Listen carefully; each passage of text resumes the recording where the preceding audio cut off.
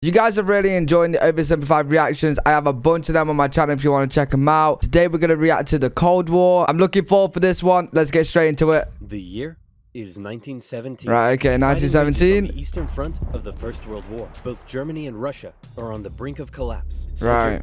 I need you to bring me this man. Got it. I really love how he puts these videos together. No, not Lenin. Lenin, the Russian communist. What? Why would I need a beetle? Lenin, the Russian communist. He was exiled to Switzerland. You know what? I'll do it myself.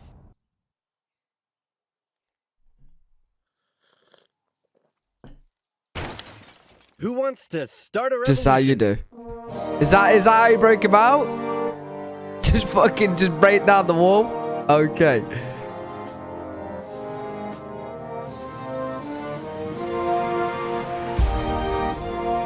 Right, here we go. Cold War Simplified. Let's get it. All the way back to Russia, hoping he and his mates would create an internal crisis. And create an internal crisis they did. The government was overthrown, and Lenin was in charge. He immediately pulled out of the First World War, made the country communist, started a 3-year-long civil war, got shot, broke the economy, caused a famine. Jesus Christ, a lot's going on. He died. On his deathbed, he said, "Hey man, tell whoever's in charge of giving people jobs not to let that jerk Stalin become the next leader. By the way, who did I put in charge of giving people jobs? Stalin. That would be Stalin, sir." Stalin was a rising force in the Communist Party. He still had some opponents, but conveniently, all of them were arrested or disappeared. So that was lucky. And so Stalin took over. He implemented his 5-year plans, which transformed the country from an agriculture-based economy to an industrial one. And like Lenin before him, he reigned with terror. Anyone who dared criticize or oppose him would either be killed or left to rot in the horrendous Soviet work camps. Then a short man with a silly mustache tried to take over the world, punched the Russians all the way to Moscow, and then the Russians, with some help from their faithful ally, the Winter, punched them all the way back to Berlin. At this point, being allies, America, the UK, and the Soviet Union were good chums. They held a couple of conferences near the end of the war to decide what would happen next. Hey Stalin, after all your trials and tribulation, you must be pretty happy to be standing here in Berlin. Tsar Alexander made it all the way to Paris. Just give me a second. Hey man, I think something's up with Stalin. I know, right? What should we do? Shall I tell him about the bomb? Yeah, tell him about the bomb. That will scare him. So, we got this crazy new big A-bomb that can destroy an entire city in one go. Yes, my spies told me already. Oh wait, I meant to act surprised. Wow, that's amazing. He already knew. How? Am I sure I want to send nuclear secrets via unsecure public coffee shop Wi-Fi? Am I ever? Dude, use a VPN. And speaking— Wait, isn't this in 1917? How the hell has he got a laptop, bro? How is he? If, like me, what's happening there? Safety seriously, then you need NordVPN. NordVPN. Okay, that's why. That's why we made it to a sponsor. Access Simplified video that for some reason. Right. Okay.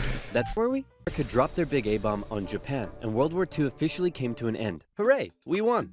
Okay, so now it's time to establish the New World Order. Stalin, you're in charge of Eastern Europe. Right, so after World War II. We want you to let them all hold elections. Oh yes, of course, elections. And these elections will be free and fair, right? Oh yes, certainly, free and fair. Definitely free and fair. Communist, communist, communist, communist, communist, communist.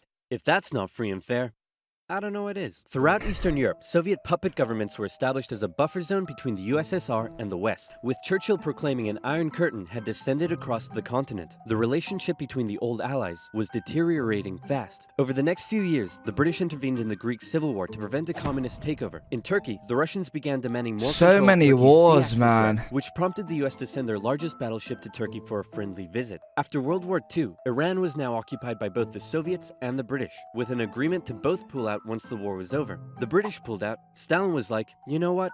I think I might stick around. All in favor of kicking Russia out of Iran? You want to know something?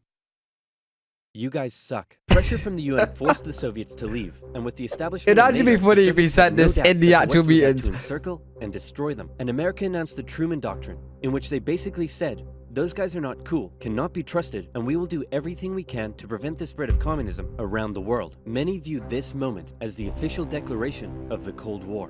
Back in Europe, everyone was living in a post-apocalyptic void brought on by the Second World War. Cities reduced to rubble, not enough food. It was terrible. This is great. The more they suffer, the more likely it is they'll turn to communism. Dude, you're really messed up. What's wrong with you? My father used to punish me severely. America realized what was going on and quickly made a move. Under the Marshall Plan, they sent $12 billion to Western Europe for its economic recovery. The countries of Stalin's Eastern Bloc looked on with envy. Hey, Czechoslovakia, you want to come get some economic aid? Yeah, but I have to check with my mom first. Sorry, America. I can't come. This was a full-on economic battle raging between capitalism and communism in Europe. If the Western nations developed faster and better than the East, that would be a defeat for Stalin. So he set up his own rival economic recovery plan, which he called Comecon, and he also set up Common Form, which gave him more political control over the Eastern Bloc. But nowhere did this economic battle rage harder than in the city of Berlin.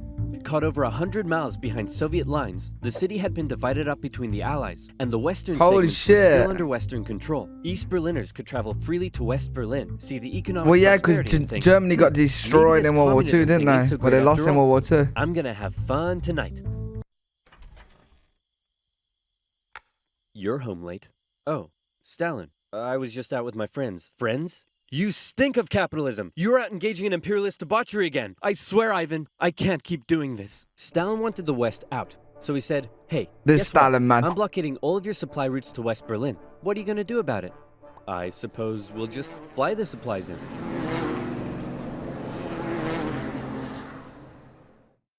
Alright, Truman. You in this room. The Berlin Airlift was an incredible undertaking and a major success for the Western Allies, and Stalin ended his blockade of West Berlin. His aggressive actions worried the West, but not as much as this did.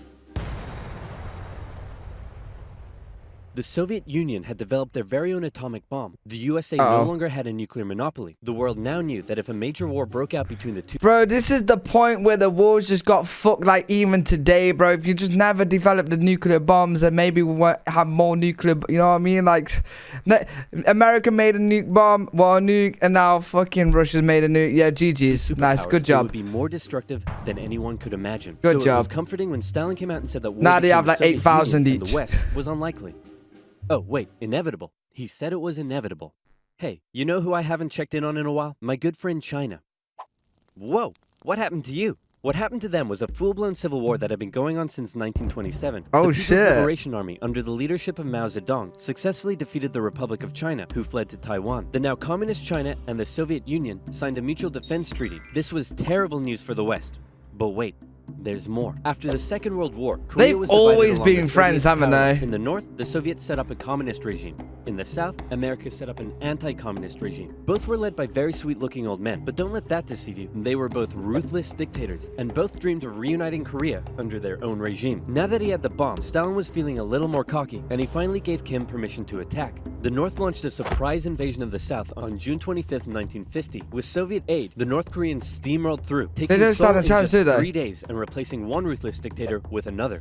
The UN were freaking out and quickly created an emergency force made up of troops from 16 countries to defend the South. The West still held Busan and made landings at Incheon near Seoul. They pushed the North Koreans out of Seoul, replacing the ruthless dictator that had replaced the first ruthless dictator with the same ruthless dictator that had previously been replaced by the new ruthless dictator. And the West then continued all the way up the Korean peninsula. At this point, China was getting worried that the UN may just keep going. The US had sent this guy to lead the operation. After winning the Pacific Theater of World War II, General Douglas MacArthur's head was big and his balls were bigger. He reassured President Truman that there was absolutely no way at all that the Chinese would ever get involved. Meanwhile, 500,000 Chinese troops were crossing into Korea. Nuke 'em. No. Nuke 'em. No. Ah, come on. You're fired. The US considered the nuclear option, but now that the Soviets also had the bomb, they didn't want to risk all out. They were so trigger happy with these nukes, man. Right back almost to the exact same spot they had all started from, and they ended up in a stalemate where they remained until both sides finally agreed to work towards a peace settlement in 2018. Back in America, Americans decided they wanted a new president who would be tough on communism, so they elected famed World War II General Eisenhower, who is really hard to draw. It's 1953. Hey, Stalin. How you doing? Oh, he's dead. He had a cerebral hemorrhage in his well, I say no, but oh, he's dead. Thank God, bro. What the fuck? Because he had imprisoned all of his best doctors, and those that were left were too terrified to treat him. The new leader, I like Stalin, but it was so bad for the world. Said, hey guys, you know how Stalin was imprisoning and murdering us all for doing basically nothing? Yeah, he was kind of a jerk. I'm really not sure how this is news to you. By the way, like Oversimplified is definitely portraying Stalin as like a funny, you know, kind of guy. In real life, he probably, you know what I mean? I probably don't like him at all. Went on a campaign of in real life, he was probably just an absolute Statues of dick. Stalin were taken down, Stalingrad was renamed, and Khrushchev announced that he wanted the Soviet people to be happy and would allow greater It's just freedom that this video in the seems a little Soviet bit Union. So how did that work out? Well, an uprising in East Germany was brutally suppressed, a revolution in Hungary was brutally suppressed, and demonstrations in Poland were brutally suppressed. Although he did finally allow some mild reforms. Back in the Soviet Union, he permitted more cultural expression, but then began banning stuff based on his own personal taste. Modern art looks like a child urinated on a canvas. Banned. Jazz music sounds like the feeling of needing to fart. Banned. Your poetry is really depressing. How could anyone in the Soviet Union be depressed? You're banned. Khrushchev wanted the Soviet people to be happy, but not like that, or that, or no way. Young people began enjoying abhorrent Western pop culture. Son, remove that disgusting imperialist apparel at once. Shut up, Dad. You can't tell me what to do. Well, would you look at that? Turns out he can tell me what to do. The West had initially liked the cut of Khrushchev's jib, but world events soon soured relations even more. The two sides were spying on each other a whole lot throughout the Cold War. The KGB had spies and informants in nearly every aspect of Western life and government, so much so that whenever the US tried to send spies into the Soviet Union, the KGB were usually ready to arrest them on the spot. Members of the Manhattan Project aided the Soviet Union in acquiring the bomb. Some American officials believed they were on the wrong side. I'll sell you 3 secrets for $5 million. Okay. Go ahead. The Allies are digging a tunnel under East Berlin to tap your communications. There's an American agent living at this address in Moscow, and sometimes, when I'm home alone, I like to put on my wife's dresses, sit in the corner, and cry for hours. Very interesting. In America, fear took hold during the Red Scare and the McCarthy trials. American values imploded as fear of communism collided with freedom of thought and expression, and communist kind of became a buzzword thrown around to describe anything people didn't like. Hollywood? Communist. Your next door neighbor's dog?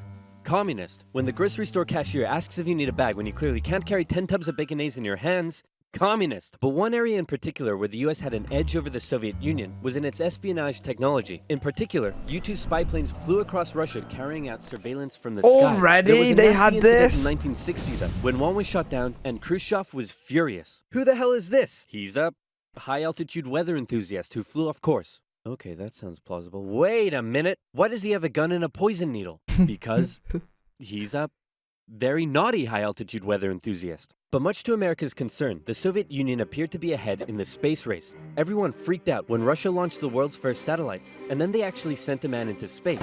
Even worse, they're also just like that, yeah? Just like and Khrushchev was so confident that he even allowed the US to set up a technology exhibit in Moscow, I would be surprised. attended by a certain Vice President Richard Nixon. Check this out. We have color TV. Yes, but we've been to space and can obliterate you with our massive nuclear arsenal.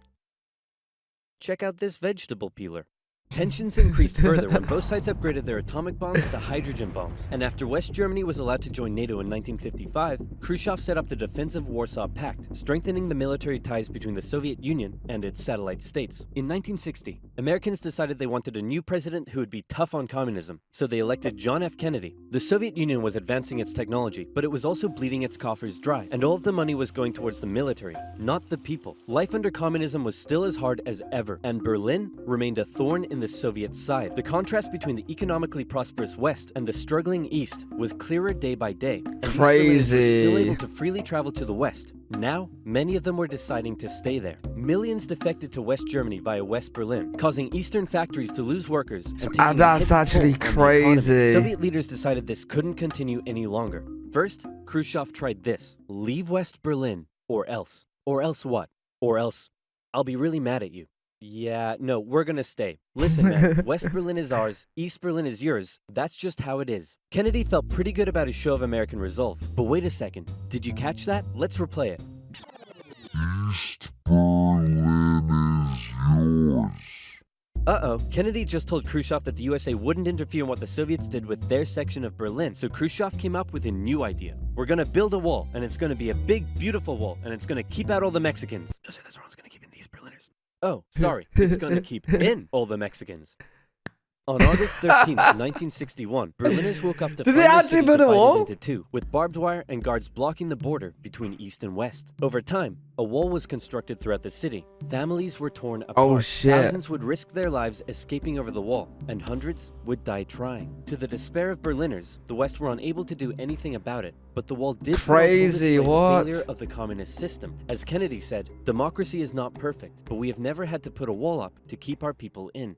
As part of the agreement between the two sides, US diplomats were still allowed to travel to East Berlin, but suddenly, East Berlin crossing guards started giving them the business, and Kennedy was like, nah-uh. In October, the US rolled tanks up to the crossing point at Checkpoint Charlie as a show of strength. The Soviets did the same, and the two were in a standoff. They stayed like that for 16 hours, and the world braced for nuclear Armageddon. Thankfully, though, Kennedy called Khrushchev directly and was like, hey man, this is getting way too hot. How about you back your tanks up by an inch and we'll do the same? Sounds good. Okay, how about you back your tanks up by another inch and we'll follow suit? Alright, hey, you want to do another inch? And they both very slowly inched away from the apocalypse. Phew, let's hope that's the biggest crisis of my presidency. It wasn't. Man, that's crazy, bro. Oversimplified yet again, killing it with another video. Part 2 will be on the screen right now if you guys do want to check that out. That was another dope video. I learned a lot in that, to be fair, so I can't wait to watch Cold War Part 2. If you guys did enjoy it, make sure you do thumbs up. Make sure you do subscribe because I am posting daily content. And if you have any suggestions to any videos you want me to react, just leave it in a comment down below and I will get to it in the next few days.